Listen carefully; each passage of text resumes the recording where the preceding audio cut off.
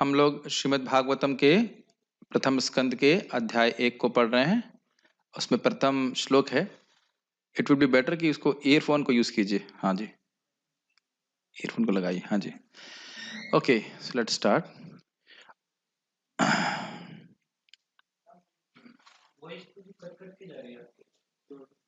आवाज डिस्टर्ब हो रही है।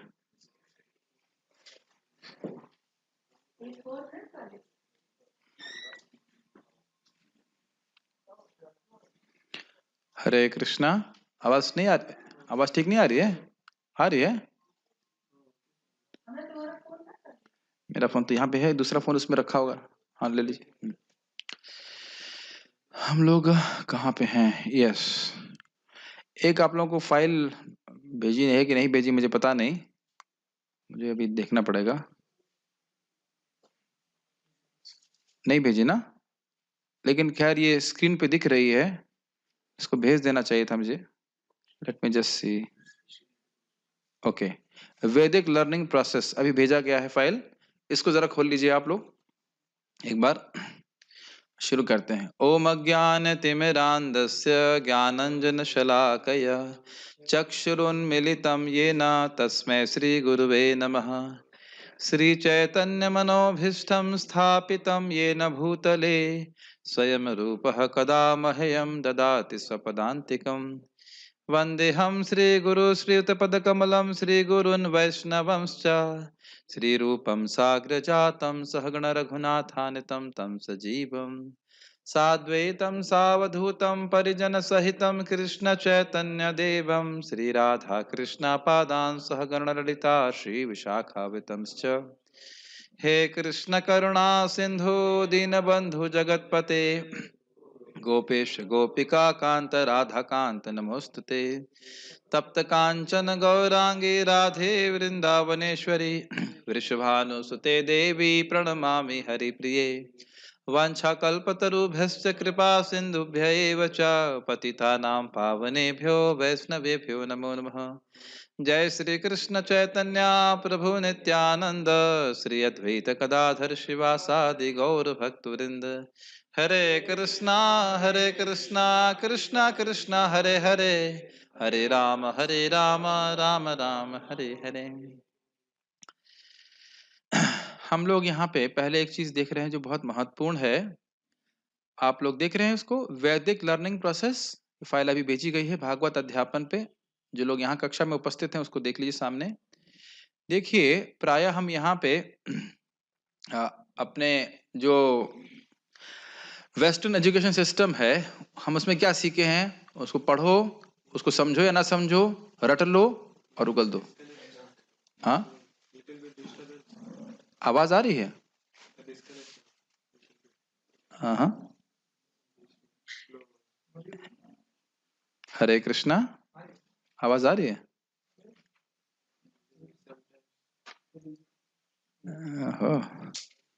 Technology is always unreliable. कितना हूँ आप टेक्नोलॉजी अच्छी से इस्तेमाल कीजिए, लेकिन कुछ ना कुछ प्रॉब्लम रहती है। क्या कह सकते हैं। सही चल रहा है, स्पीड तो ठीक है। यहाँ पे 33 Mbps भी दिखा रहा है, तो आना तो चाहिए, है ना। ये सब रिकॉर्ड नहीं करना चाहता, लेकिन अब ये भी सब रिकॉर्ड हो जाएगा 33 Mbps। Anyways, speed is upload speed is good. चलिए ठीक है। तो हम लोग चर्चा कर रहे थे कहाँ पे, क्या बात हो गई थी। कैसे हम लोग वैदिक ज्ञान को धारण करते हैं, ये हम समझाने का प्रयास कर रहे हैं। ठीक है, फाइनली ओके। तो यहाँ पे आप देख रहे हो उसको।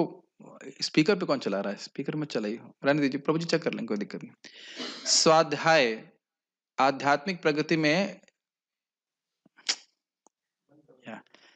हाँ, आध्यात्मिक प्रगति के लिए, आध्यात्मिक ज्ञान को धारण करने के लिए स्वाध्याय बहुत महत्वपूर्ण है। और स्वाध्याय के कितने पहलू हैं? श्रवण, मनम, निध्यासनम और पठनम और कीर्तनम, 5 हैं। ठीक है, अभी थोड़ी मैथ्स भी पढ़ाएंगे आपको हम। तो वैदिक ज्ञान को हम धारण कर सकें, जो हम भगवत गीता भागवत में सुन रहे हैं, कहते में समझ में नहीं आ रहा है, या हम याद नहीं रख पा रहे हैं, तो उसमें से कुछ ना कुछ इन 5 पॉइंट में से मुझ मिसिंग होगा। ये बहुत इंपॉर्टेंट है। प्राय इस जगत में हम कुछ एजुकेशन लेते हैं और उससे हमारा कुछ जुड़ाव नहीं होता, उसको अपने जीवन में धारण नहीं करना चाहते हैं। लेकिन वैदिक ज्ञान इस प्रकार से नहीं है। प्रभुपाद जी समझाते हैं education is meant for development of character. ठीक है? विद्या का उद्देश्य है कि शिक्षा का उद्देश्य है कि व्यक्ति का चरित्र का निर्माण हो। तो श्रीमद् भागवतम हमें किस ओर लेके जाती है? क्या किस ओर लेके जा रही है? भगवान का प्रेमी बनाने के लिए। तो इस ज्ञान को केवल एक शुष्क ज्ञान के रूप में धारण नहीं करना है। क्या करना है जरा देखिए। पहला है श्रवणम, यानी कि सुनना। दैनिक कक्षाएं संचालित की जाती हैं जिनके अंतर्गत हर एक श्लोक एवं उसके तात्पर्य की चर्चा की जाती है। की जाती है कि नहीं? कर रहे हैं कि नहीं? ये कर रहे हैं। ठीक है। इसके लिए मैं सभी भक्तों को बोलता हूँ, जो हमारे यहाँ कुछ भक्त बहुत अधिक सेवा करते हैं और बहुत अच्छी बात है, इसमें कोई गलत नहीं है। लेकिन थोड़ा-सा रेस्ट करके आइए। नहीं तो देखिए, मैं किसी एक व्यक्ति विशेष के नहीं बोल रहा, खुद मैं भी रेस्ट करता हूँ। क्यों? देखिए, बुद्धि का उपयोग करना है और बुद्धि का भोजन आप भागवत में पढ़ोगे है नींद।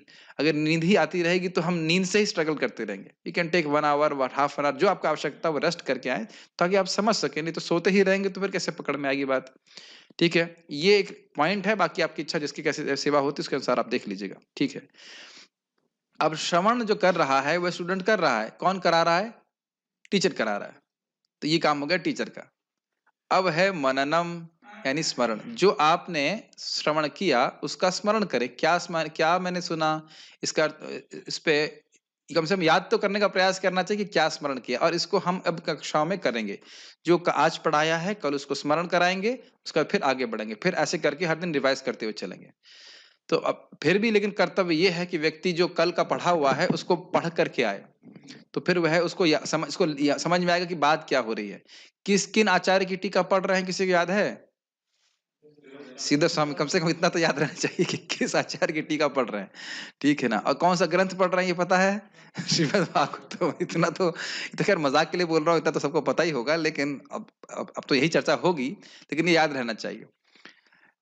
एक बार मैं एक स्टूडेंट थोड़ा सा डल था, हम देखे वहां पे महाराज बोले, नाम रख नहीं रहा हूँ, उसने बोला मैं कौन सी भाषा में प्रश्न कर रहा हूँ, हिंदी बोल रहा हूँ कि इंग्लिश बोल रहा हूँ? तो वो उसका भी उत्तर नहीं दे पा रहा है। आप थे उस क्लास में? वृंदावन चंद महाराज जी बोल रहे थे, हम कौन सी भाषा में बोल रहे हैं? नाम बोल दिए, राम प्रसाद। कौन सी भाषा में बोल रहे हैं? तो कभी कभी ऐसी स्थिति भी हो जाती है। या फिर तो ये सब क्यों हो रहा है? स्मरण। मन कहीं और फंसा के रखते हैं तो दिक्कत होती है। कम से कम श्रीमद् भागवतम में आकर के मन को लगाना चाहिए। तो स्मरण भी बहुत इंपॉर्टेंट है कि नहीं? फिजिक्स केमिस्ट्री की तरह नहीं पढ़ा और भूल गए बिल्कुल ना। निधि अध्यासन, यानी कि चिंतन। ये बोला गया है, इस पे चिंतन करना चाहिए। जैसे आज मैं थोड़ा चिंतन कर रहा था इसके ऊपर कि श्रीमद् भागवतम में हमने सुना था कि प्रथम स्कंद में 4 टॉपिक हैं, स्पेशली सर्ग, विसर्ग, पोषण और आश्रय। तो अब हम इसको आज फिर से प्रयास करेंगे थोड़ा चिंतन करने के लिए कि पोषण तो दिख रहा हूं, ये प्रथम श्लोक में कहीं पोषण दिख रहा है, कहीं आश्रय दिख रहा है। तो ये हो गया चिंतन। समझ में आ रहा है? Make sense? ठीक है।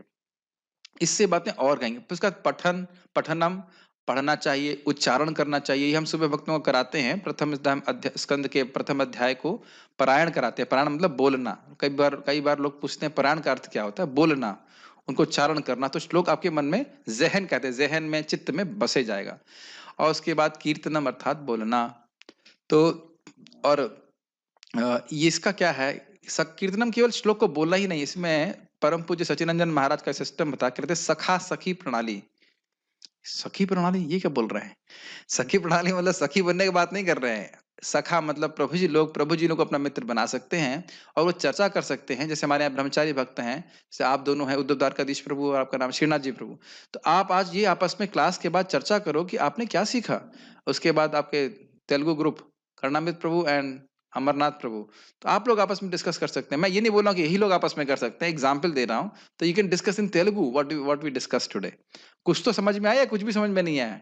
ऐसा तो है नहीं है, कुछ पॉइंट आपने पकड़ा उसको आप शेयर करें। इस प्रकार से अगर आपके साथ कोई उड़िया डिवोटी है, हाँ आप उड़िया में, तो तीनों लोग उड़िया हैं तो आपस में डिस्कस कर सकते हैं। ये बहुत इंपॉर्टेंट है।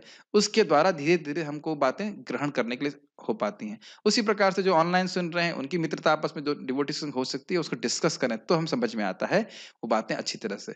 तो क्योंकि इमीडिएटली सब लोगों को क्लास देने को तो मिलेगा नहीं, लेकिन आपस में डिस्कस करेंगे तो बातें ग्रहण कर पाते हैं। तो क्या 5 पॉइंट हम सीख रहे हैं? श्रवणम, मननम, निध्यासनम, पठनम और कीर्तनम। तो उसके बाद बाकी बातें जो हैं उसकी चर्चा हम कल कर पाएँगे, उसका हम स्लाइड अभी नहीं बना पाए सेवा इत्यादि के बारे में, तो उसको हम कल बताएँगे। अभी हम टीका को शुरू करते हैं। ओके। इससे पहले हम लोग आगे बढ़ें, हम लोग श्लोक बोलते हैं। श्लोक दिख रहा होगा आप लोगों को या देख लीजिएगा, श्रीधरी में है।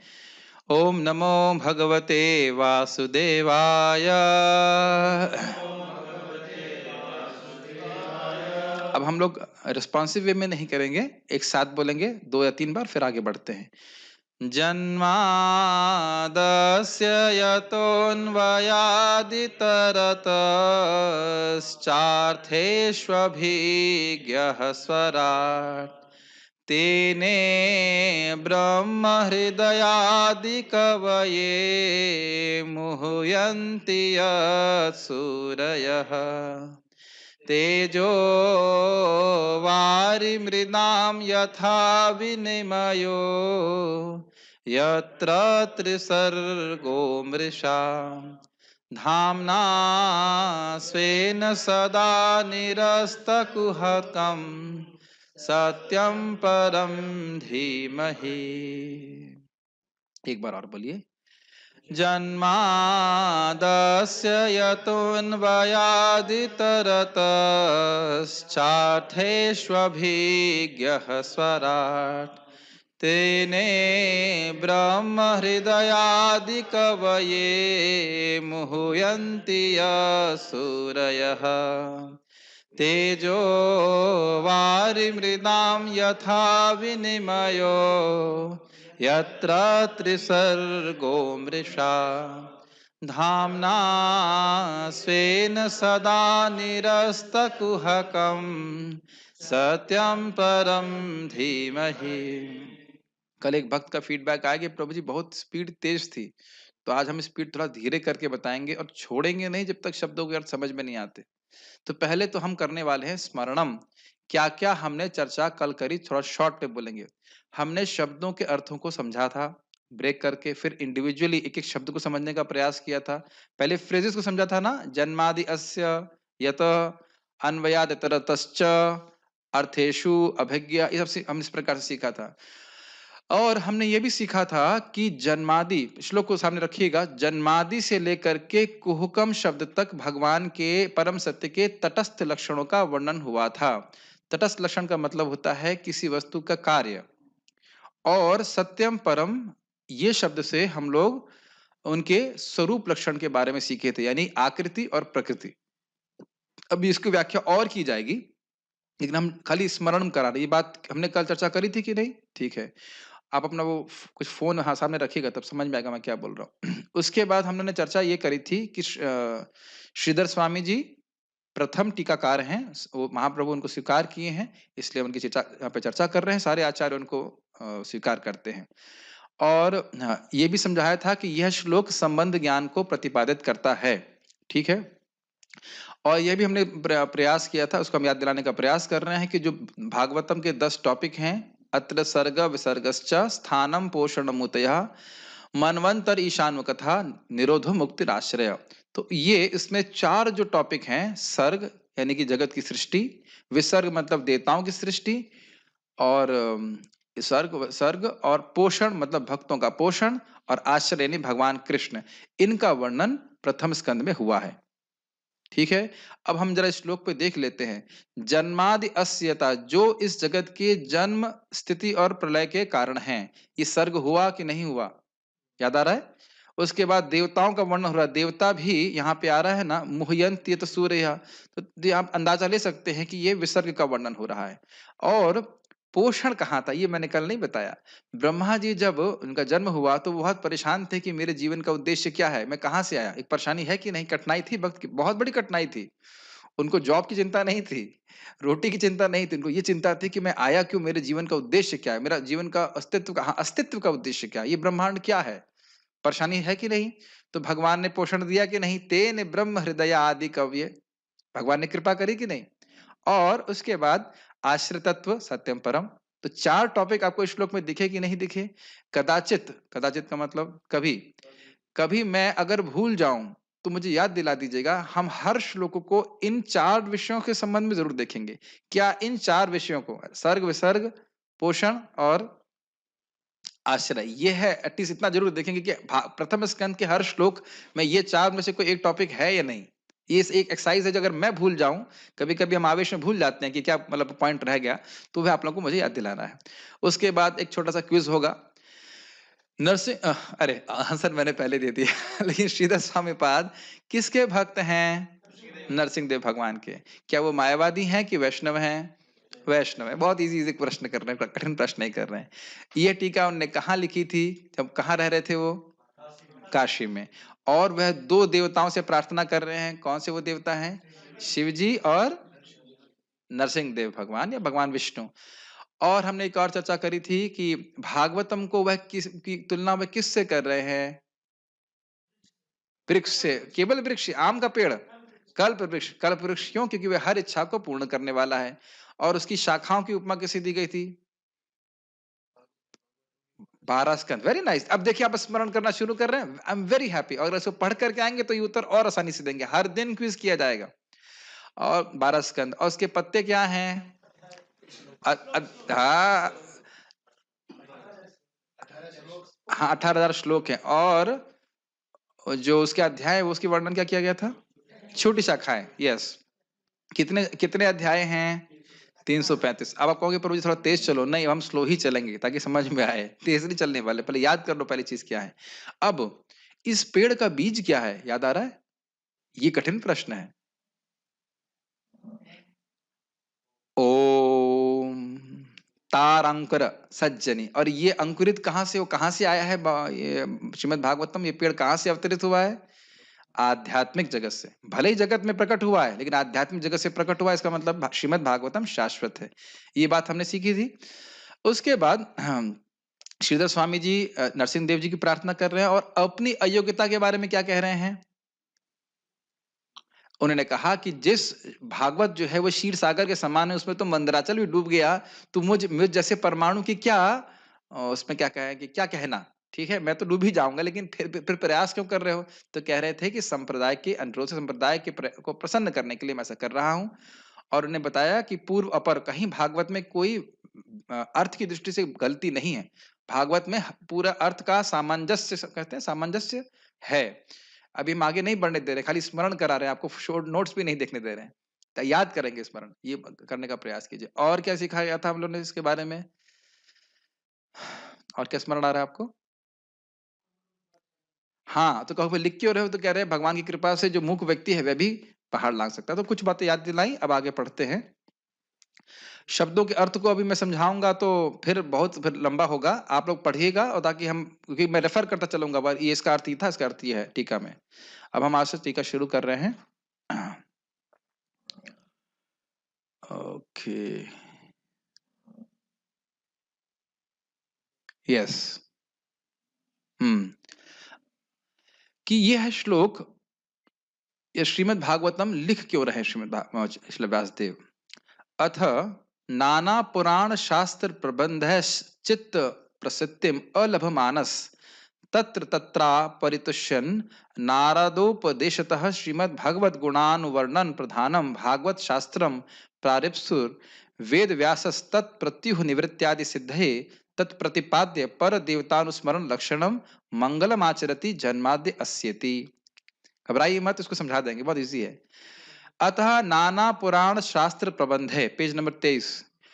नाना मतलब समझते हैं, विभिन्न प्रकार के पुराण शास्त्र प्रबंध आदि को लिखने के बाद भी चित्त प्रसत्ति अलभ मानस। संस्कृत दिख रही कि नहीं दिख रही आपको? एकदम हिंदी जैसी है। चित्त की प्रसिद्धि, चित्त उनका प्रसन्न, चित्त की प्रसिद्धि, चित्त की प्रसन्नता को प्राप्त नहीं किया। व्यास देव जी ने सारे पुराण लिखे लेकिन उसके बाद भी उनका चित्त प्रसन्न नहीं हुआ। ये आप श्रीमद् भागवत में ही पढ़ने वाले हो, चौथे अध्याय में। तो तत्र तत्रा अपरितुष्यन् नारदोपदेशतः श्रीमद् भगवत गुणानुवर्णन प्रधानम भागवत शास्त्रम प्रारिप्सुर। तो यानी कि नारद जी के उपदेश से श्रीमद् भागवत रूपी श्रीमद् भगवत गुण वर्णन प्रधान, यानी कि ऐसा भागवत शास्त्र जिसमें भगवान के गुण के अनुवर्णन से युक्त हो, प्रधान रूप से, मुख्य रूप से भगवान के गुण आदि के नाम रूप गुण लीला ही उसमें प्रधान रूप से प्रस्तुत किए गए, ऐसा शास्त्र लिखने के लिए प्रारप्सु उनकी इच्छा थी। वेद व्यास, ऐसे वेद व्यास तत्प्रत्युह निवृत्ति आदि, कहीं इस शास्त्र को लिखने में, प्रत्युह का मतलब है कठिनाई, कोई परेशानी तो ना आ जाए, उसकी निवृत्ति के लिए वह इस इस शास्त्र के द्वारा प्रतिपाद्य, तत्प्रतिपाद्य मतलब जिस देवता का, जिस भगवान का वर्णन ये शास्त्र कर रहा है, पर देवता भगवान कृष्ण, उनके अनुस्मरण लक्षण, यानी कि उनका अनुस्मरण, जिस श्लोक के द्वारा उनका स्मरण हो रहा है, उस प्रकार से मंगलम आचरण कर रहे हैं, मतलब मंगल आचरण कर रहे हैं। तो वापस समझाया जाए फिर से, नाना शास्त्रों को लिखा उनने, चित्त प्रसन्न नहीं हुआ। वो सोच रहे थे क्यों मेरा चित्त प्रसन्न नहीं हुआ। तो फिर नारद जी उनके गुरुदेव आए, उन्होंने कहा कि आप भगवान के गुण प्रधान शास्त्र लिखो, उसी से आप भी संतुष्ट होंगे, वैष्णव भी संतुष्ट होंगे और जीवों का परम कल्याण होगा। तो अब इतना बड़ा सुंदर ग्रंथ लिखना चाहते हैं तो इसमें कहीं ना कहीं कठिनाई आएगी। श्रेयांश बहु विघ्नानि, श्रेय प्राप्ति करने के लिए हम कुछ प्रयास करते हैं तो उसमें बहुत सारे विघ्न आते हैं। इतनी, अब संस्कृत नहीं बोल रहा हूं, हिंदी बोल रहा हूं। तो इस कारण से इस शास्त्र से जिस देवता का, जो देवता प्रतिपाद्य है, प्रतिपाद्य का मतलब है प्रेजेंटेड, इंग्लिश में कहा जाएगा, अगर सामान्य शब्दों में कहेंगे, समझ में आ रहा है प्रतिपाद्य का मतलब, विच डिस्क्राइब्ड, किस व्यक्ति का हम स्मरण वर्णन कर रहे हैं शास्त्र में, भगवान कृष्ण का। तो उन्हीं भगवान कृष्ण का वह आश्रय ले रहे हैं, उनका स्मरण कर रहे हैं इस श्लोक से। ये श्लोक जो है, ये प्रथम श्लोक है, ये मंगलाचरण है। मंगलाचरण में गुरु देवता, गुरु भगवान का स्मरण करते हैं, उनसे आशीर्वाद की कामना करते हैं कि ये जो हम कार्य कर रहे हैं इसमें कोई कठिनाई बाधा नहीं आए। क्या ये हिंदी मेरी समझ में आ रही है? मैं अनुवाद नहीं पढ़ रहा हूं क्योंकि अनुवाद यही है, आप उसको पढ़ सकते हो दोबारा से और आप आसानी से समझ सकते हैं। क्या मैं अनुवाद पढ़ूं और स्लो जाऊं, या सबको समझ में आ रहा है? मुझे लग रहा नहीं समझ में आ रहा है, तो हम पढ़ लेते हैं अनुवाद और स्पीड स्लो कर देते हैं। अनेक पुराण शास्त्रों के प्रणयन के द्वारा चित्त की शांति नहीं प्राप्त कर सकने के कारण असंतुष्ट महर्षि बादरायण ने नारद जी के उपदेश को प्राप्त करके श्री भगवान के गुणों का, जिसमें प्रधान रूप से वर्णन किया गया है, ऐसे भागवत शास्त्र को प्रारंभ करने की इच्छा से उसकी रचना में संभावित विघ्नों के विनाश के लिए इस ग्रंथ के प्रतिपाद्य पर देवता होना चाहिए, परा देवता का स्मरण रूपी मंगलाचरण जन्माद्यस्य इत्यादि श्लोक से महर्षि वास करते हैं। तो ये मंगलाचरण कर रहे हैं। अब समझ में आ गया या इसमें भी कोई कठिनाई है? अब हम इसे पढ़ लिया करेंगे ताकि कोई दिक्कत नहीं हो। भाई यहाँ चुप रहने की फीस नहीं दी जा रही है। क्या ना भाई, कुछ बोलना नहीं भाई। यहाँ कुछ बोलना नहीं है। अच्छा लग रहा है, बुरा लग रहा है, समझ में आ रहा है, नहीं आ रहा है, ऐसा नहीं है। आप लोग तो कम से कम सामने ही बैठे हैं। नहीं समझ में आ रहा तो आप बोल दीजिए ये बात हमको समझ में नहीं आई। अब इससे संदर्भ में हरि पार्षद प्रभु बड़ा सुंदर कमेंट किए। वह शिला सार्वभौम भट्टाचार्य जी को कोट करते हैं। कोई नास्तिक कह सकता है अरे भाई काम करो, काम करने से होगा ना, ये प्रार्थना करने की क्या जरूरत है, मंगलाचरण करने की क्या जरूरत है, काम हम करेंगे हम सफल हो जाएंगे। तो शिला सार्वभौम भट्टाचार्य जी को कोट करते हुए कहते हैं, सार्वभौम भट्टाचार्य जी न्याय देते हैं, तर्क देते हैं, कहते देखो भाई, आप, कोई नास्तिक भी है और वह कुछ कार्य कर रहा है, तो क्या वो चाहता है कि उसका कार्य असफल हो जाए? मान लो कुछ वह आयोजन कर रहा है, बारिश हो जाए, बिजली कट जाए, ऐसा तो वो नहीं चाहता है। तो अब चाहता है कि सब कुछ ठीक हो जाए, है कि नहीं? तो जब चाह रहे हो तो उसको बोलने में क्या दिक्कत है? आप चाह रहे हैं ना कि, हम चाह रहे हैं ना कि क्लास ठीक से चले, कोई नेट का डिस्टर्बेंस नहीं, कोई परेशानी नहीं आए, मेरी बुद्धि भी ठीक रहे, हम सब कुछ ठीक से बोल सकें। तो जब चाह रहे हैं कि मंगल हो, तो उसको, उसकी इच्छा को व्यक्त करने में क्या दिक्कत है?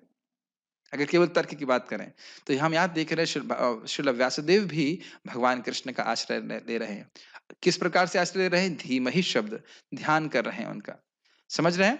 और यही आपने भगवत गीता में सुना था ना, 18वें अध्याय में, मत चित्तः सर्व दुर्गाणि मत प्रसादात तरिष्यसि। चित्त को अगर तुम मुझ में लगाओगे तो हर प्रकार की कठिनाइयों से बच जाओगे, पार हो जाओगे एक्चुअली। तो ये समझ में आ रहा है, ये मंगलाचरण है, इसमें भगवान कृष्ण का स्मरण कर रहे हैं ताकि इस शास्त्र को लिखने में कहीं कोई कठिनाई आए तो वह निवृत्त हो जाए। निवृत्त का मतलब होता है दूर हो जाए, गेट रिमूव्ड। अब और तो ट्रांसलेशन की जरूरत नहीं है, तो समझ में आ रहा होगा। यहां तक समझ में आ रहा है? ये श्लोक क्या है? मंगलाचरण। क्या है? क्या है? मंगलाचरण, मंगल यानी कि इसमें कहीं कोई गड़बड़ ना हो, कोई कठिनाई नहीं आए, इसकी निवृत्ति के लिए किसका स्मरण किया जा रहा है श्लोक में? हाँ, भगवान कृष्ण जो इस शास्त्र के प्रतिपाद्य देवता हैं भगवान, ठीक? अब तो इससे स्लो नहीं जाएँगे, इससे स्लो जाएँगे तो फिर बहुत कठिनाई हो जाएगी। मेरे ख्याल से समझ में आ गया होगा। अच्छा, परमं परमेश्वरम धीम परमम परमेश्वरम।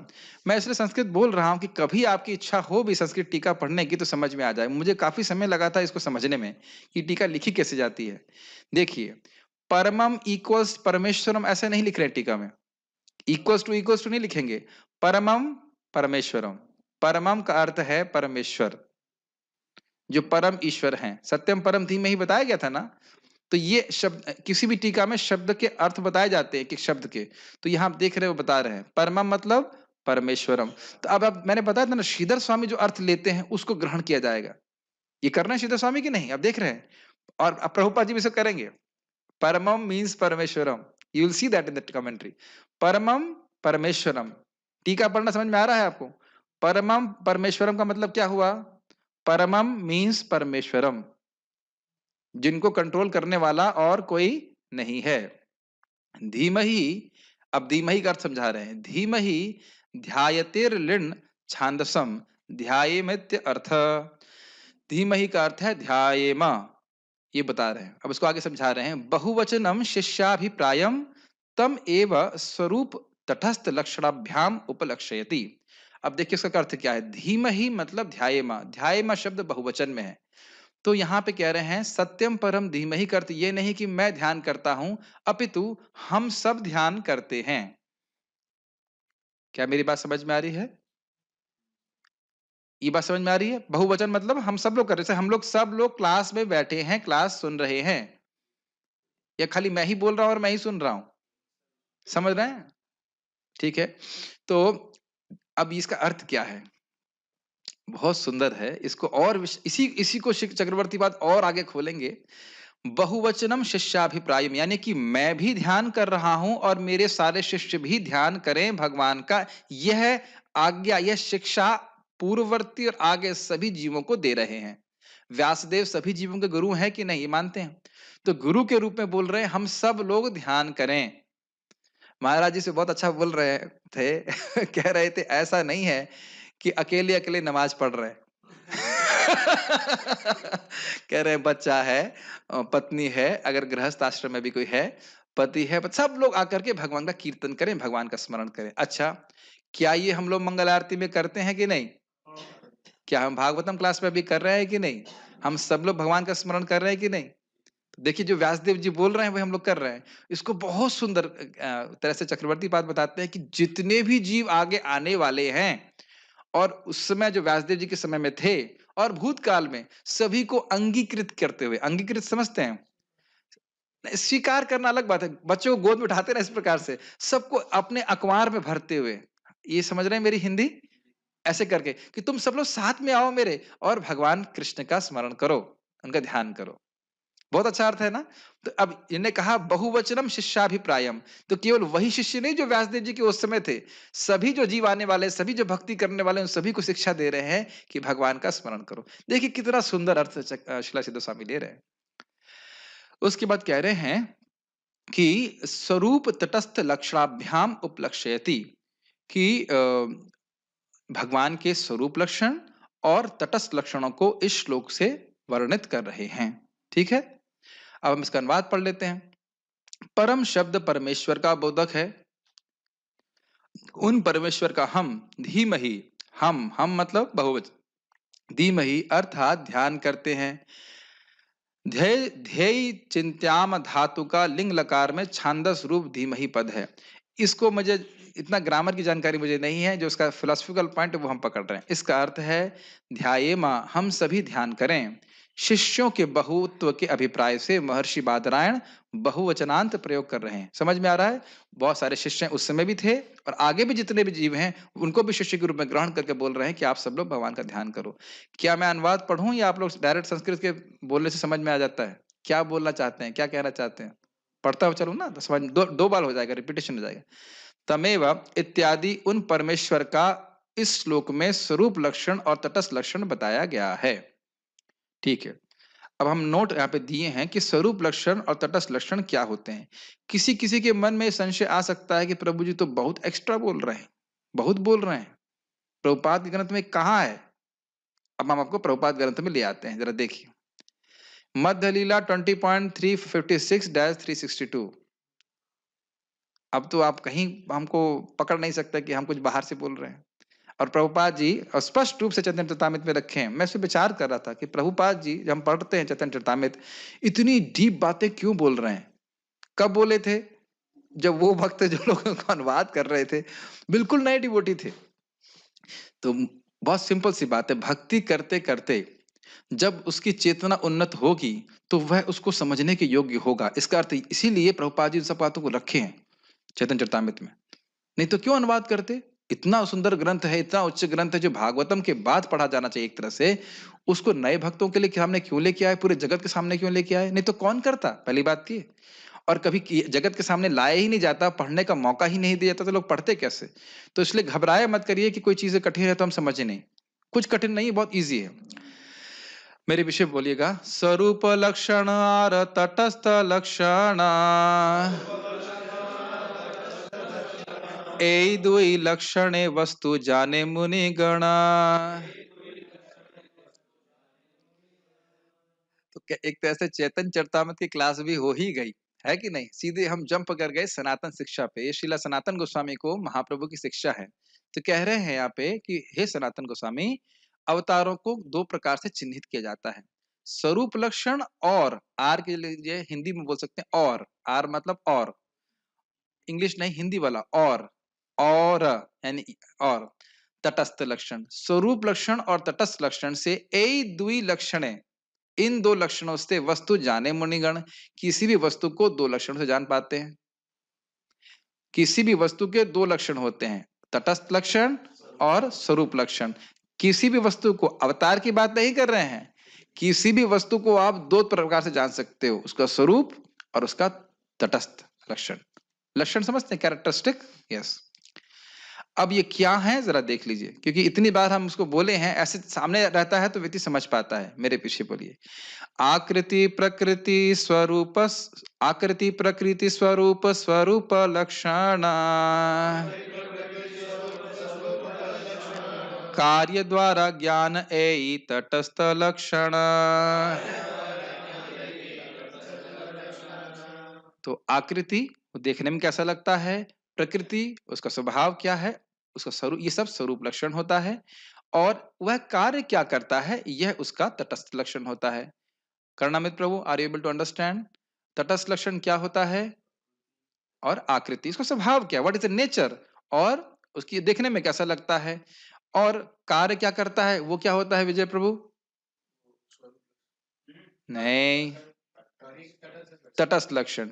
अच्छा, अभी मैंने, अब इसको हम पहले यहाँ वस्तुओं को देख लेते हैं। जैसे आप ये देख रहे हो, ये क्या है? माउस है। तो माउस मतलब ये चूहा जैसा दिखता है, असली माउस नहीं है ना ये। तो ये असली माउस तो नहीं है ना। नाम कुछ भी रख दीजिए, माउस रखिए चाहे कुछ ही रखिए, असली माउस तो नहीं है ना। चूहा जैसा दिखता है, लेकिन इसको देख रहे हैं ये अलग तरीके से, एक माउस से बोल भी रहे हैं लेकिन अलग चीज है ये। और उसके बाद ये कैसे कार्य करता है, ये कंप्यूटर में कुछ काम में यार क्या पॉइंटर घुमाने का काम आता है। इसी को आप पेपर वेट की तरह भी यूज कर सकते हो, तो वह भी इसका तटस्थ लक्षण होगा। कभी करते हैं कि नहीं करते हैं? पेपर रहता है उस पर रख देते हैं, पेपर उड़ता नहीं है। क्या आप मेरी बात समझ रहे हैं? यस। अच्छा, तो ये माउस मैं एक बहुत सिंपल तरह से समझा रहा हूँ। इस माउस को अगर आप स्टोर पे रखा हुआ देखते हो, तब क्या यह कंप्यूटर चलाने का काम कर रहा है? लेकिन क्या ये आप फिर भी उसको देख के समझ जाते हो, चिन्हित कर लेते हो कि ये माउस है? क्योंकि इसका स्वरूप देख रहे हैं, और ये प्लास्टिक से बना है, जिसकी प्रकृति देख सकते हैं, जड़ प्रकृति है, ऐसा कुछ समझ सकते हैं। Does it make sense? इसी प्रकार से जीव का भी स्वरूप है, इसी प्रकार से भगवान का भी स्वरूप है। इस सबका स्वरूप और तटस्थ लक्षण है, जिनको हम समझेंगे। अब समझ में आ रहा है, जन्मादि से लेकर के कुहुकम तक तटस्थ लक्षण क्यों बोला जा रहा है? ये सारे भगवान के कार्य हैं, जो केवल भगवान ही कर सकते हैं और कोई नहीं कर सकता है। एक बात और समझ लेना चाहिए। और सत्यम परम जो है भगवान की आकृति और प्रकृति का वर्णन करता है। प्रकृति का मतलब क्या हुआ था? परमम मीन्स परमेश्वरम, वह सर्वश्रेष्ठ ईश्वर है, ये उनकी प्रकृति का वर्णन हो रहा है कि नहीं? ये उनकी प्रकृति है ना कि भाई भगवान से श्रेष्ठ अब कोई नहीं है। ये हो गया प्रकृति का वर्णन। और आकृति क्या है? सत्यम शब्द भगवान कृष्ण का द्योतक है। इसको चक्रवर्ती पाद एक अर्थ में बताएंगे। कई बार भागवत में आया, दशम स्कंद में आया, सत्यम मतलब भगवान कृष्ण। हाँ, गर्भ स्तुति में आया था। सत्यम मतलब भगवान कृष्ण। तो यानी कि आकृति क्या हो गई? त्रिभंग ललित फॉर्म जो भगवान श्री श्याम सुंदर रूप है, वह इससे वर्णित हो गया। तो सत्यम परम शब्द से क्या हम स्वरूप लक्षण समझ पा रहे हैं या नहीं समझ पा रहे हैं भगवान का? आकृति क्या है कृष्ण की? त्रिभंग ललित फॉर्म है कि नहीं? तो सत्यम शब्द क्योंकि कृष्ण को ही इंगित करता है, इसलिए सत्यम जो है उनकी आकृति का वर्णन कर रहा है। और अ, और परम उनकी प्रकृति का वर्णन कर रहा है, और सत्यम उनकी प्रकृति का भी वर्णन कर रहा है, सच्चिदानंद। सत्य मतलब सत चिद आनंद। बहुत सारे अर्थ हो सकते हैं, समझ में आ रहा है? ये उनका स्वरूप का वर्णन कर रहा है। सत्यम परम शब्द भगवान के कौन लक्षण को वर्णन कर रहा है? इतना धीरे, इतना धीरे, क्या क्या बोल रहे हैं? बहुत कठिन हो रहा है। स्वरूप लक्षण का वर्णन कर रहा है। और जन्मादि श्लोक शुरुआत से लेकर के निरस्त को हुक्म, ये किसका वर्णन कर रहा है? कौन से लक्षण?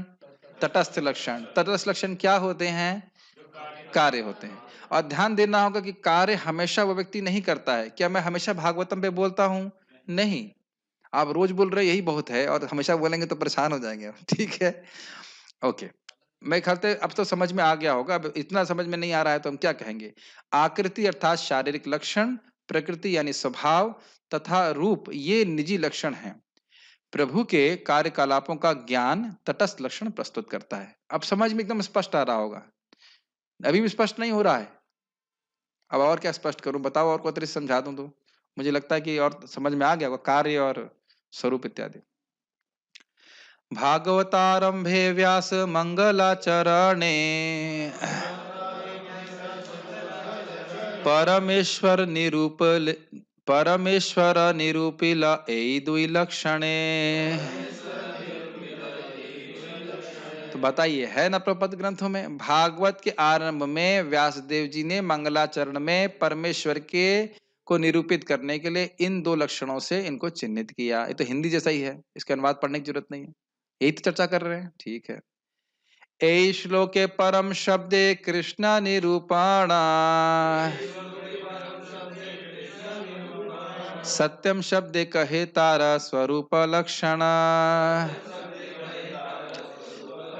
तो परम शब्द भगवान कृष्ण को निरूपित करता है, और सत्यम जो है उनके स्वरूप का लक्षण करता है कि वह सच्चिदानंद स्वरूप हैं। ईश्वर परम कृष्णा सच्चिदानंद विग्रह। मेरे से कुछ गलती हो गई यहाँ पे, मैं बोलने में गलती कर गया। परम शब्द यहाँ कृष्ण को इंगित कर रहा है, मैं बोल देता सत्यम शब्द कृष्ण को इंगित कर रहा है। वैसे वो भी ठीक है क्योंकि चक्रवर्ती बात प्रकार से बताते हैं, लेकिन यहाँ वो बोल रहे हैं कि परम शब्द कृष्ण का निरूपण कर रहा है। ईश्वर परम कृष्णा, ये ना, ईश्वर परम कृष्ण सच्चिदानंद विग्रह। तो ये परम शब्द कृष्ण का निरूपण कर रहा है, और सत्यम शब्द उनके स्वरूप का लक्षण कर रहा है। यानी स्वरूप लक्षण मतलब हो गया सत्य, सिद्ध और आनंद।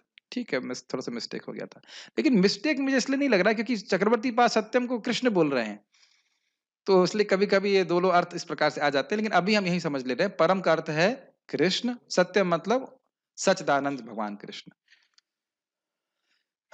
ओके, अब वह तटस्थ लक्षण को समझा रहे हैं। विश्व सृष्टि आदि कैला वेद ब्रह्मा के पढ़ाईला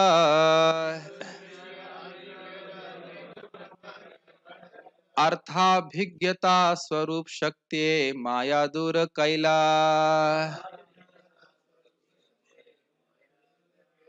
जन्मादि अस्य यतः, जिनसे इस जगत का जन्म स्थिति और संहार होता है। तो कह रहे हैं विश्व सृष्टि आदि कैला। कौन कौन बंगाली समझता है यहाँ पे? एक दो तीन।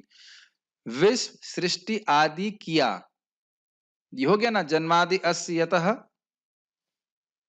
नहीं समझ में आ रहा? उन भगवान ने विश्व की सृष्टि आदि की, आदि का मतलब हो गया विश्व की सृष्टि, प्रलय और संहार। ठीक, वही संस्कृत में पढ़े थे, जन्मादि अस्य यतः, ये भगवान का एक कार्य हुआ। वेद ब्रह्मा के पढ़ाईला तेन ब्रह्म हृदय आदि कव्ये। तो भगवान ने वेद को ब्रह्मा जी को पढ़ाया। कहाँ पे क्लास की रही? यूट्यूब पे कि जूम पे? संकल्प मात्र से हृदय में। पढ़ाए थे ना हम लोग कल की, बच्चे को ट्यूशन भी भेजते हैं और फेल हो जाता है नालायक, लेकिन भगवान के बच्चे को भगवान ने संकल्प से ही पढ़ा दिया। ठीक, क्लियर? ये दूसरा पॉइंट समझ में आ रहा है। अर्थाभिज्ञता अन्वयात इतरतश्च भिज्ञः। अन्वयात इतरतश्च, क्या श्लोक था? जन्मादस्य यतोऽन्वयात् इतरतश्चार्थेष्वभिज्ञः स्वराट्। अर्थ का अर्थ है इस जगत के जितने भी कार्य हैं, जितने भी कार्य यहाँ पे उपस्थित हो रहे हैं उनको अर्थ कहते हैं। अर्थेषु अर्थात कार्येषु, उनके संबंध में भगवान अभिज्ञ हैं। समझा रहे थे ना, चीफ इंजीनियर इत्यादि एग्जाम्पल दिया था। सीधे सीधे जानते हैं क्या क्या हो रहा है, प्रकृति और कार्य जो है प्रकृति के द्वारा किया जा रहा है। ये बात समझाई गई थी कि नहीं? तो ये बात भगवान का गुण है, भगवान का कार्य है। स्वरूप शक्ति माया दूर कैला स्वेना धामना स्वेन सदा निरस्त कुहकम। अपनी स्वरूप शक्ति से वे माया को दूर करते हैं, जैसे सूर्य अंधकार को नष्ट करता है। तो ये सब बात आप देख रहे हो, ये भगवान के कौन से लक्षणों का वर्णन हो रहा है? तटस्थ लक्षण। Yes, not difficult. ठीक है, यही सब कार्य तार तटस्थ लक्षण अन्य अवतार एछे जाने मुनि गण। यही सब कार्य, यह सब कार्य तार, ये कैसे बोलते हैं? तार बोलते हैं, क्या बोलते हैं इसको? नहीं, बोलते कैसे हैं इसको? तार। तार तटस्थ लक्षण, इन भगवान के ये तटस्थ लक्षण है, कार्य करने वाले लक्षण है। अन्य अवतार एछे जाने मुनिगण, अन्य अवतारों को भी मुनिगण इसी प्रकार से चिन्हित करते हैं। यह आप प्रथम स्कंद के 3रे अध्याय में देखने वाले हो। तो तटस्थ और स्वरूप, इनको दिमाग में घुसा लेंगे, मन में बैठा लेंगे, तो फिर आसानी से बातें समझ में आती चली जाएंगे। ठीक है, अवतारों को समझने में भी यही इसी पॉइंट को हम यूज करेंगे। ठीक है, अब हम लोग श्रीधर स्वामी की टीका को आगे पढ़ रहे हैं। ये नोट समझ में आ गया सब लोगों को? स्वरूप लक्षण, तटस्थ लक्षण, उम्मीद है कि समझ में आ गया होगा। तत्र स्वरूप लक्षणम सत्यम इति, उनका स्वरूप लक्षण सत्यम शब्द से इंगित हो रहा है। सत्यत्व हेतु यत्र, मतलब सत्य क्यों बोल रहे हैं भगवान को, उसका कारण क्या है? तो कह रहे हैं यत्र यस्मिन् ब्रह्मणि त्रयाणाम माया गुणानाम तमो रजः सत्वानाम सर्गो भूतेन्द्रिय देवता रूपो मृषा सत्यः। इसको समझा देता हूं कैसे। ये सृष्टि भगवान में ही है, भगवान ही इसके अधिष्ठान है। जैसे मैं अधिष्ठान का मतलब समझाया था, स्थान, ये स्थान है ना क्लास होने का, तो ये जगत की सृष्टि भगवान में ही हुई है। तो भगवान इतने सत्य हैं, भगवान इतने सत्य मतलब पूर्ण रूप से सत्य हैं कि त्रयाणाम माया गुणानाम, रजगुण तमगुण और सतगुण, इसका जो सर्ग है, ये सृष्टि है जगत की, किस रूप में है? जो आपको दिख रहा है पृथ्वी जल वायु अग्नि इत्यादि, इंद्रियों के रूप में और देवताओं के रूप में। इस जगत में यही तो वस्तु में है, देवता हैं और इंद्रियां हमारी हैं, उनको संचालित कर रहे हैं, और हम और उसके बाद इंद्रियों के विषय इत्यादि हैं। ये तो समझ में आ रहा है। वह मृषा यानी कि सत्य, यत सत्यता मिथ्या सर्गोपि सत्यवत प्रतीयते तम परमम सत्यम इति अर्थ, कि ये जगत झूठा है। झूठा का अर्थ है अशाश्वत है, और क्या अर्थ है? निरानंद है, और क्या अर्थ है? अज्ञानमय है। असत, अचित और निरानंद है। लेकिन भगवान इतने सत्य हैं, इतने सच्चिदानंद हैं कि उनमें ये जगत की सृष्टि होने के कारण यह सत्यवत लग रहा है। सत्यतया मिथ्या सर्गोपि सत्यवत प्रतीयते, सत्यवत लग रहा है। क्या ये संस्कृत नहीं बोलूं, अब संस्कृत बोलूं या छोड़ दूं, क्या करूं? संस्कृत बहुत टफ लग रही है। अर्थ समझ लीजिए, भगवान इतने सत्य हैं, इतने सत्य हैं कि ये जगत जो देवताओं जो रजगुण तमगुण सतगुण से बना हुआ है, यह मिथ्या होते हुए, मिथ्या का मतलब है असत अचित निरानंद होते हुए भी सच्चिदानंदमय लग रहा है। नहीं तो जगत में लोग आसक्त क्यों है, जरा बताइए। अगर वाकई जगत दुख का अगर वाकई जगत दुख का घर होता, तो या लोगों को प्रतीत हो रहा था कि दुख का घर है, अशाश्वत है, तो तुरंत भगवान के धाम जाने के बारे में सोचते। लेकिन सुनने के बाद भी यहीं रहने की प्लानिंग रहती है। क्यों रहने की प्लानिंग रहती है? क्योंकि सोच रहा बड़ा अच्छा है जगत है। हिंदी तो समझ में आ रही, मेरी नहीं आ रही? जैसे एग्जाम्पल दिया था मैंने आपको कि लोहा है और लोहे का संपर्क जब अग्नि से होता है तो अग्नि का टेम्परेचर इतना बढ़ा हुआ है कि लोहा भी बिल्कुल लाल एकदम अग्नि की तरह दिखाई पड़ता है। आप समझ में आ रहा है? लोहा बिल्कुल जड़ है कि नहीं? और उसकी उपमा और अग्नि अग्नि एकदम इतनी गर्म है, इतना हाई टेम्परेचर है कि लोहा भी बिल्कुल गर्म दिखता है। ऐसे एग्जाम्पल समझिए।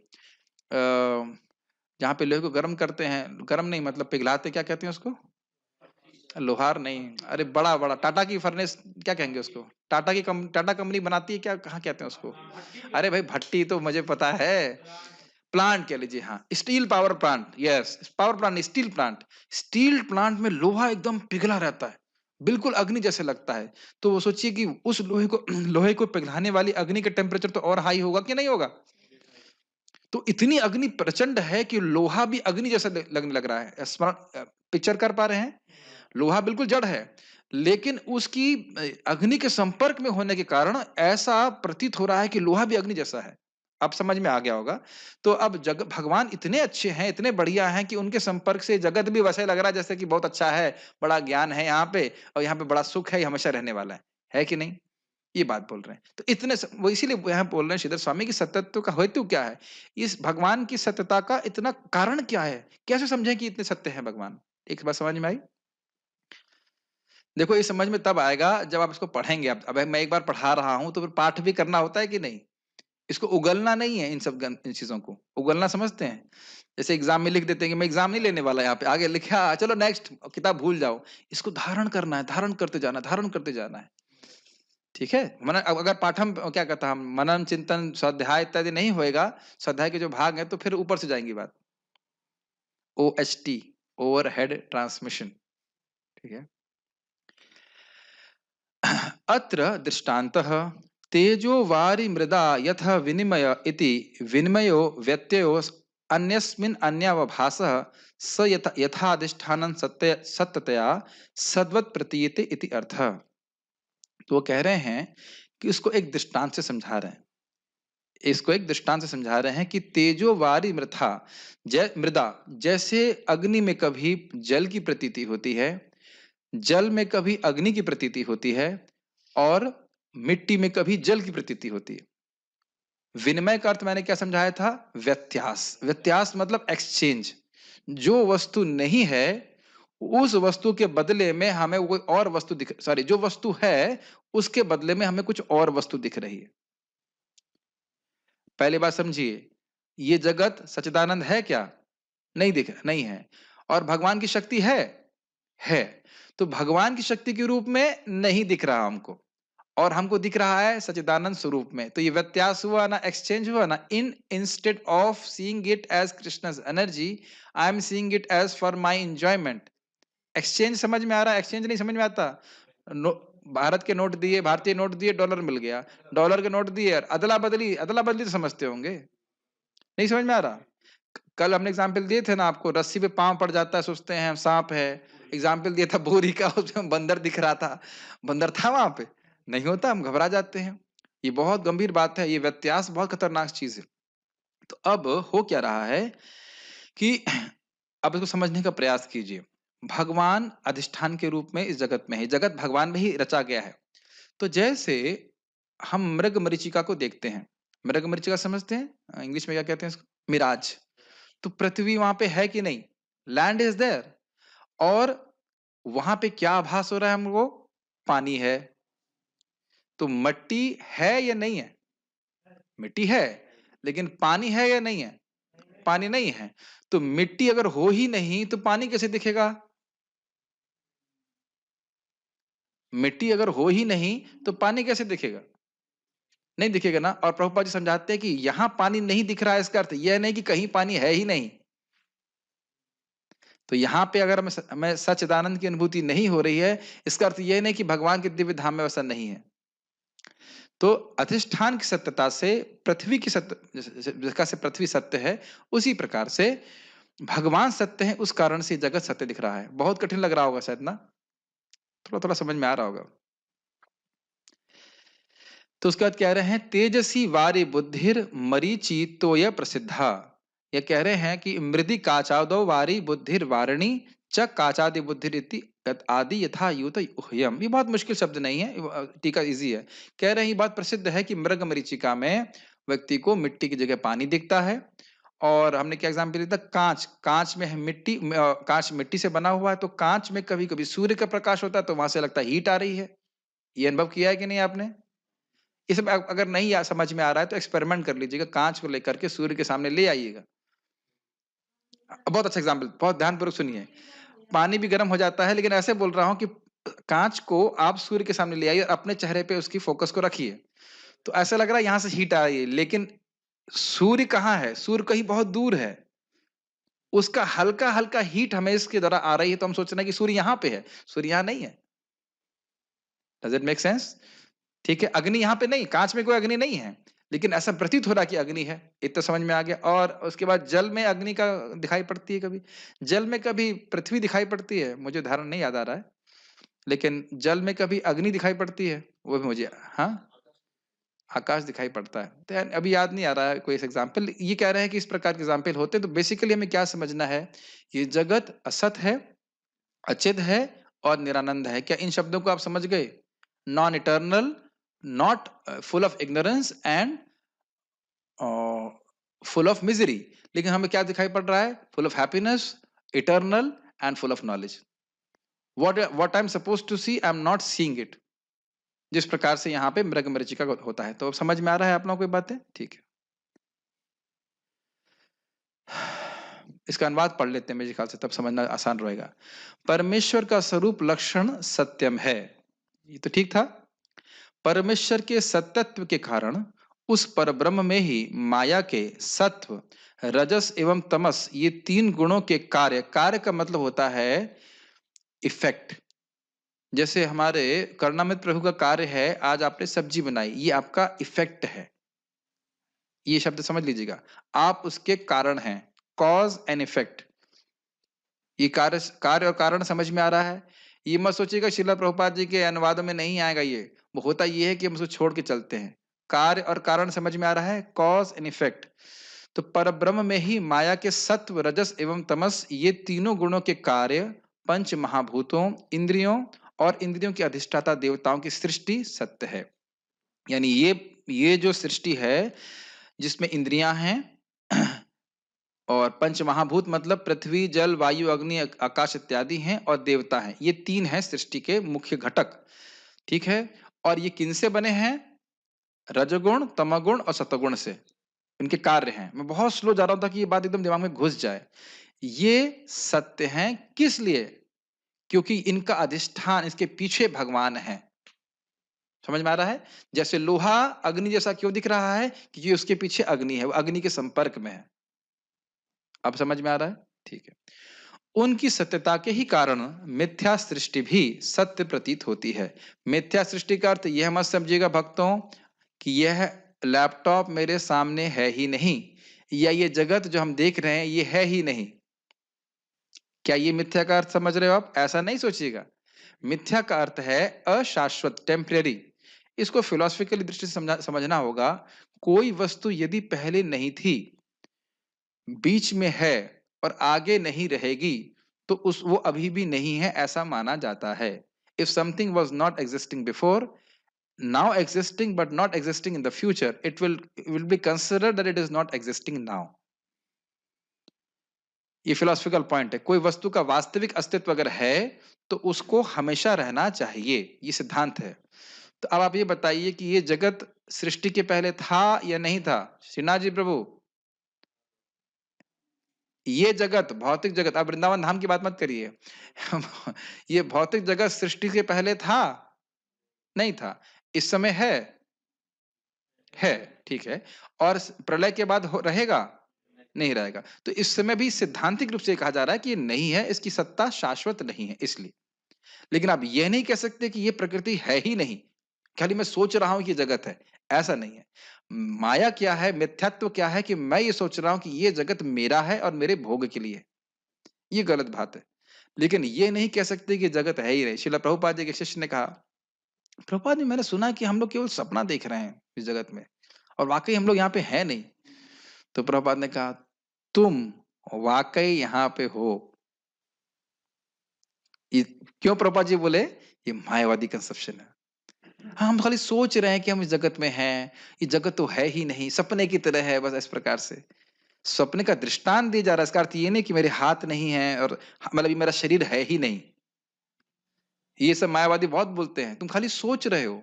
यहाँ तक भी बोलते हैं, जब तुम सोचते हो तो इस रूम का निर्माण हो जाता है, पता नहीं, जस्ट कंप्लीट गार्बेज जिसे कहना चाहिए। कैसे बोल सकते हैं बताइए इस प्रकार से?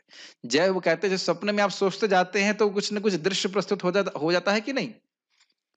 होता है कि नहीं? सोचते जा रहे हैं, दृश्य होता जा रहा है। इसी प्रकार से इस जागृत अवस्था में भी आप सोचते जा रहे हो, जगत का निर्माण होता जा रहा है। अगर ये होता तो फिर करणामृत प्रभु को कुकिंग करने की जरूरत ही नहीं होती। आप सोचते और इधर पत्ता गोभी की सब्जी, इधर ये सब्जी, इधर वो सब्जी हो जाता। नहीं होता ना इस तरह से। कितना ये जो है अज्ञान है, इसे कहते हैं दृष्टि सृष्टि न्याय। इसकी भी खंडन आगे श्रीधर स्वामी करेंगे। एकदम फालतू बात। जितना भी फालतू फिलॉसफी है वो भी उसका भी स्रोत भारत ही है। सारी फिलॉसफी भारत से निकल के आई, बाहर कुछ भी नहीं है। और अच्छी फिलॉसफी तो हम सीख ही रहे हैं। तो खैर आप ये समझ गए, मिथ्याकार समझ में आ रहा है। मिथ्याकार अर्थ यह नहीं है कि जगत है नहीं, अपितु यह अशाश्वत है। लेकिन हमको कैसा लग रहा है? शाश्वत रूप में दिख रहा है। शाश्वत तो समझते होंगे, इटर्नल, सनातन। इस विषय में दृष्टांत प्रस्तुत करते हुए कहते हैं, तेजो वारि मृदाम, जैसे तेज जल और पृथ्वी का परस्पर में होने वाले विनिमय के समान एक वस्तु में दूसरे वस्तु की होने वाली प्रतीति ही विनिमय शब्द वाच्य है। इस हिंदी बड़ी कठिन लग रही होगी, बहुत इजी है। विनिमय शब्द का मतलब है एक वस्तु की जगह दूसरी वस्तु एक्सचेंज में दिखाई पड़े, सीधी बात, सिंपल सा अर्थ है। यह वह अधिष्ठान की सत्यता के कारण सत्य के समान प्रतीत होता है। ये तो बहुत स्पष्ट समझ में आ रहा है कि पृथ्वी है, वाकई है, उसकी वजह से जल दिख रहा है। अगर पृथ्वी ही नहीं होती तो जल नहीं दिखता है। लेकिन जल का दिखना गलत है। इसका अर्थ यह नहीं कि पृथ्वी नहीं है, और यह भी इसका अर्थ नहीं कि जल कहीं पे वास्तविक रूप से नहीं है। और आप ये भी जानते हो, बहुत इंटरेस्टिंग है कि वह कुछ कुछ समय पहले थी क्या? जैसे मान लीजिए मृग मरीचि का एग्जाम्पल लीजिए। आप देख सकते हो, ये सबने देखा भी होगा, पानी दिख रहा है। पहले दिख रहा था, जिस क्षण आपने पानी देखा कुछ डिस्टेंस पे दिखाई पड़ता है कि नहीं? उससे उसके बाद जैसे आप आगे जाएंगे तो वहां से गायब हो जाता है, फिर आगे जाएंगे तो वापस गायब हो जाता है। यानी कि दिख रहा है, इसका मतलब वहां पे हवा है और बहुत सारी चीजें। और आज तक लोग समझ नहीं पाए दिखता क्यों है। हम लोग फिजिक्स में पढ़े थे, आज तक कोई समझ नहीं पाया है कि मिराज कैसे दिखाई पड़ता है, केवल थ्योरी बताई गई है। लेकिन हवा है, पृथ्वी है, और उसके बदले में मुझे जल दिखाई पड़ रहा है। इतनी समझ में आ रही बात? और ये आप जान रहे हो कि इसका अस्तित्व केवल कुछ समय के लिए है। ये बातें क्लियर समझ में आ रही हैं? तो अगर हवा नहीं होती, जल नहीं होता, कुछ होता ही नहीं, जहां पे सब कुछ सृष्टि दिख रही, तो दिखता कैसे? क्या बातें समझ में आ रही साधु चरण प्रभु? इतनी बात समझ में आ रही है? तो ये माइक सृष्टि कहाँ पे हुई है? भगवान पे ही हुई है। भगवान ही इसके अधिष्ठान है, भगवान ही इसके पीछे हैं। और इस कारण से जगत हमको सत्यवत लगता है। भगवान इतने सत्य हैं। आपको एक ही बात को घुमा घुमा के क्यों बता रहे हो? ताकि बात थोड़ा समझ में आ जाए। ठीक है। इसी तरह मिट्टी तथा कांच आदि में जल की बुद्धि होती है। वो क्या था, दुर्योधन को सबको क्या दिखाई पड़ा था? जल में क्या सोचा था उसने? हाँ, यस, अब याद आ गया।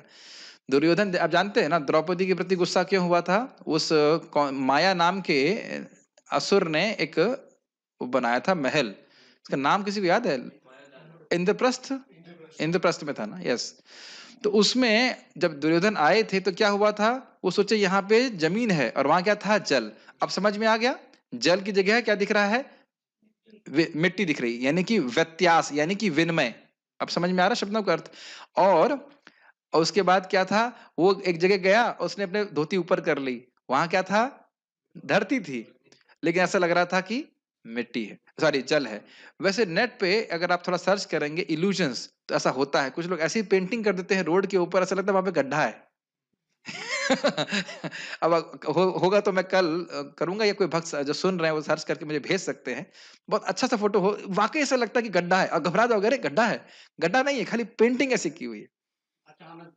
हाँ, तो इस प्रकार से व्यक्ति घबरा जाता है। तो हम ये देख सकते हैं कि ये सब चीजें हम जगत में देखते हैं। ठीक है, ये भगवान की कृपा से एग्जाम्पल आ गया। ये ध्यान दीजिएगा, एग्जाम्पल मुझे कभी याद नहीं था। ये दुर्योधन वाला एग्जाम्पल अब समझ में आ गया? यस, ठीक है। तथा जल भी काच इत्यादि का विभ्रम होता है, इसी तरह दूसरे प्रकार के होने वाले भ्रमों की भी कल्पना कर लेनी चाहिए। अब मैं समझता हूँ कि भक्त लोग का प्रोसेसर चल रहा है या भक्त का प्रोसेसर कह रहा है ओवरलोड, ओवरलोड, ओवरलोड। तो ऐसा करता हूँ कि मैं अभी रुकूँगा, मैं खाली रिवाइज़ कर देता हूँ कि आज हमने क्या-क्या बातें चर्चा करी ताकि समझ में आएगा। बहुत फिर डिस्कस होने में आप लोगों को दिक्कत होएगा। तो हम एक बात ये चर्चा करी थी कि तटस्थ लक्षण क्या होते हैं, स्वरूप लक्षण क्या होते हैं, ठीक है? तटस्थ लक्षण क्या होता है? कार्य। स्वरूप लक्षण क्या होता है? आकृति, प्रकृति, स्वरूप इत्यादि। और इससे किसी भी वस्तु को चिन्हित किया जाता है। और हमने क्या चर्चा किया था कि भगवान के इसमें तटस्थ लक्षण कौन से श्लोक के कौन से भाग से कहाँ तक हैं? जन्मादेश से लेकर के कुहकम शब्द तक। और उसके बाद सत्यम भगवान का स्वरूप लक्षण, परम से कृष्ण इंगित होता है और सत्यम उनका स्वरूप लक्षण है। और उसके बाद हमने यह भी सीखा कि व्यास देव जी इस श्लोक में क्या कर रहे हैं? मंगलाचरण कर रहे हैं। क्यों कर रहे हैं? नहीं, नहीं, 1 मिनट। भागवतम की रचना क्यों की? यहाँ श्लोक में हमने क्या सीखा था टीका में? बहुत सारे पुराणों को लिख करने के बाद भी उनके चित्त को प्रसन्नता नहीं प्राप्त हुई। इसलिए नारद जी के उपदेश से उन्होंने इस शास्त्र को लिखने के लिए प्रयास कर रहे हैं, इच्छा हुई और ये महान ग्रंथ है। इस महान श्रीमद् भागवतम की क्या विशेषता सीखी थी हमने? भगवद गुण प्रधान। इसमें भगवान के ही गुणों को, नाम, रूप, गुण, लीला इत्यादि को रखा गया है। ये विशेषता थी। तो उसमें बहुत सारी परेशानियां आ सकती थी, इसलिए उन्हें मंगलाचरण कर रहे हैं। मंगलाचरण में किसका स्मरण कर रहे हैं? भगवान कृष्ण। उनका क्या गुण था? इस ग्रंथ के प्रतिपाद्य पर देवता भगवान कृष्ण का स्मरण कर रहे हैं, ये बताया था। उसके बाद स्वरूप तटस्थ लक्षण की व्याख्या करी थी मध्य लीला के 20वें अध्याय से, सनातन शिक्षा से। और अब हमने यहाँ पे ये सीखा था, परमम का अर्थ क्या सीखा था? परमम अर्थात परमेश्वरम। परमम परमेश्वरम का अर्थ क्या हुआ? टीका पढ़ने का शायद सीख रहे हैं। परमम परमेश्वरम का मतलब क्या है? परमम मतलब परमेश्वरम, ये सीखा। धीमहि का अर्थ क्या सीखा था? धीमहि मतलब बहुवचन, मतलब हम सब ध्यान कर रहे हैं, अकेले अकेले नमाज नहीं पढ़ रहे हैं। ठीक, अकेले कोई ध्यान नहीं कर रहे हैं, सब लोग मिल करके कर रहे हैं। ठीक है, महाराज समझा रहे थे इसमें कि कोई व्यक्ति कीर्तन करता है तो उसके पीछे भक्त लोग कीर्तन करते हैं, कोई भागवतम बोल रहा है तो श्रवण करते हैं। इस प्रकार से सहयोग है भक्ति योग में। ठीक है, ये भगवान व्यासदेव शिक्षा दे रहे हैं। और क्या हमने सीखा था इसके अलावा? स्वाध्याय के बारे में सीखा था। श्रवणम, मननम, श्रवणम, स्मरणम, पठनम, सॉरी, श्रवणम, स्मरणम, मननम, पठनम और कीर्तनम, इसके बारे में चर्चा किया था। निध्यासनम, यस। और क्या हमने सीखा आज? और क्या? हाँ, और उसके बाद हम अब सत्यत्व, भगवान के सत्य यानी कि उनके स्वरूप लक्षण के बारे में समझने का प्रयास कर रहे हैं। उसमें बता रहे हैं कि भगवान इतने सत्य हैं कि ये जगत जो उनके उन पे रचा गया है, उनमें रचा गया मतलब भगवान में ही रचा गया है। तो इतने सत्य हैं कि यह जगत भी उनकी वजह से असत्य होते हुए भी, मिथ्या होते हुए भी मिथ्यावत लगता है। जैसे एग्जाम्पल दिया था लोहे और अग्नि का, उसके संपर्क से, अग्नि के संपर्क में लोहा जो है अग्नि जैसा ही लगने लग जाता है। और एग्जाम्पल दिया गया था जल, तेजो वारी मृदाम यथा, जिस प्रकार से जल में अग्नि की प्रतीति होती है, अग्नि में जल की प्रतीति होती है और पृथ्वी में जल की प्रतीति होती है। ये प्रसिद्ध है और उसके उदाहरण भी आपको दुर्योधन वाला दिया गया था और मृग मरीचिका का उदाहरण दिए गए थे। तो ये प्रसिद्ध उदाहरण है। तो यानी कि भगवान की शक्ति के रूप में हमें जगत नहीं दिख रहा है, भगवान जैसा दिख रहा है। भगवान नहीं दिख रहे हमको यहाँ पे। क्या है वो श्लोक? स्थावर जंगम देखे, न देखे तार मूर्ति, सर्वत्र होए तार इष्ट देव स्फूर्ति। जो उत्तम अधिकारी है वह स्थावर यानी कि जड़ वस्तुओं को देख रहा है और जंगम चलायमान वस्तु को देखता है, लेकिन उन वस्तुओं को स्वरूप को नहीं देखता है, उन्हें भगवान की शक्ति के स्वरूप पे देखता है। तो हमको नहीं दिखता ना अभी, तभी तो भोग की दृष्टि हमारी अभी बनी हुई है, यही माया है। इसका अर्थ यह नहीं कि वस्तुएं नहीं है, इसका अर्थ यह है कि वस्तु को हम सच्चे स्वरूप में नहीं देख पा रहे हैं यहाँ तक। और ये सब क्यों हो रहा है? भगवान की माया शक्ति के द्वारा हो रहा है। और ये जगत क्यों सत्य लग रहा है? और हाँ, सत्य, ये गुण, ये जगत कैसा है? रजगुण, तमगुण और सतगुण से बना हुआ है। और ये हमेशा रहने वाला नहीं है, इसलिए इसको मिथ्या कह रहे हैं। लेकिन इसका अर्थ ये नहीं कि जगत है ही नहीं। ये सब बातें हमने चर्चा करी हैं। अभी किसी का कोई प्रश्न है तो हम जरा देख लेते हैं। ओके, कोई कह रहा है केमिस्ट्री वाला हूं, पता नहीं क्या बोलना चाहते। देवता क्यों कहा गया यहाँ पर? देवता क्यों कहा गया? क्योंकि देवता है। देवता मतलब परम देवता, केवल देवता नहीं बोला गया, ध्यान देना होगा। पर देवता सारे क्या है? तुम आदि देव पुरुषम पुराणम, भागवत में आया है। अहम आदिर ही देवानाम, देवा देव जगत पते। देवता भी जिस देवता के पास जाते हैं वो आदिदेव भगवान कृष्ण है। ये अच्छा प्रश्न है। भगवान को देवता क्यों कहा रहे हैं? जो देवता, यहाँ पे लोग जिस प्रकार से परेशानी में आकर के देवताओं के पास जाते हैं कि नहीं जाते हैं, तो जब देवता भी परेशान होते हैं तो किसके पास जाते हैं? भगवान कृष्ण के पास, इसीलिए पर देवता। ठीक है, ओके। आपने कहा भगवान की शक्ति है इसलिए ये जगत भी सत्य, सॉरी, भगवान सत्य हैं इसलिए ये जगत भी सत्य लग रहा है, बट मैंने सुना है कि माया, इट्स बिकॉज ऑफ माया, kindly explain so that I can understand. अच्छा, देखिए, ये जगत माया के द्वारा सृष्ट है, यानी कि रजोगुण, तमोगुण और सतोगुण के द्वारा बना हुआ है। और इसका स्वरूप क्या है? इसका स्वरूप क्या है? असत, अचित, निरानंद। लेकिन माया के प्रभाव से, और वो माया कौन संचालित कर रहा है? भगवान। तो माया के प्रभाव से भगवान का जो गुण है उस जगत पे प्रकाशित हो रहा है। माया के प्रभाव से मतलब भगवान का गुण आ रहा है, और माया समझने नहीं दे रही कि भगवान से आ रहा है। माया भगवान का जो गुण है उसका छलावा प्रस्तुत कर रही है यहाँ पे। जो भगवान का गुण आध्यात्मिक जगत में प्रकाशित रहता है, सच्चिदानंद, उसको उसके जैसी प्रतीति माया करा रही है। किसकी शक्ति से? भगवान की इच्छा से। समझ में आई बात? उम्मीद है कि समझ में आ रहा होगा। माया अपनी शक्ति से कार्य नहीं कर सकती है। माया अध्यक्षेण प्रकृति सूयते सचराचरम हेतु नानेन कौन्तेय जगदपि परिवर्तते।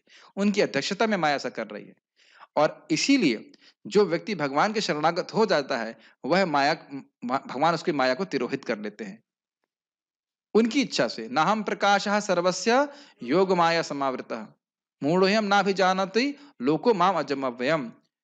मुझे ना हम मैं सभी को प्रकाशित नहीं होता हूं, और अपनी अपने आप को योग माया से ढका रहता हूं। तो आप समझ रहे हैं कि माया को संचालित करने वाले कौन है? भगवान कृष्ण। उनकी इच्छा से ही चल रही है। ठीक है, ये किसकी इच्छा से चल रहा है फोन? ये हमारी स्थिति है। भगवान पूरे जगत को कंट्रोल करना है और अपने फोन को भी कंट्रोल नहीं कर सकते। ये स्थिति है। Duryodhana example of water and land. ठीक है, आपने पहले बताया था, मुझे बाद में याद आ गया, भले मैं आपका कमेंट नहीं देख पाया। Okay okay.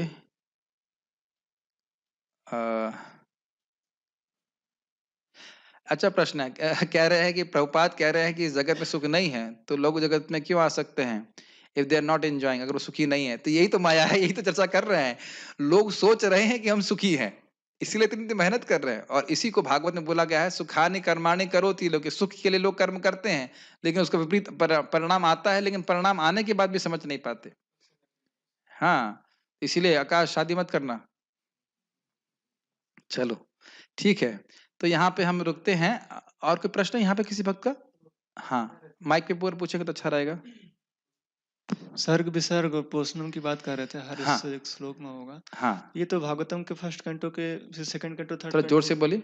सेकंड कंटो और थर्ड कंटो में भी आता है ना साथ जैसे? हाँ, अच्छा प्रश्न है। देखिए, हमने चर्चा किया था कि जो भागवतम के 12 स्कंद हैं, उसमें सर्ग विसर्ग इत्यादि जो हैं आ रहा था। तो हमने चर्चा किया था कि हर स्कंद में एक टॉपिक प्रमुख रूप से डिस्कस किया जा रहा है, लेकिन इसका अर्थ ये नहीं कि अन्य टॉपिक नहीं आ रहे हैं।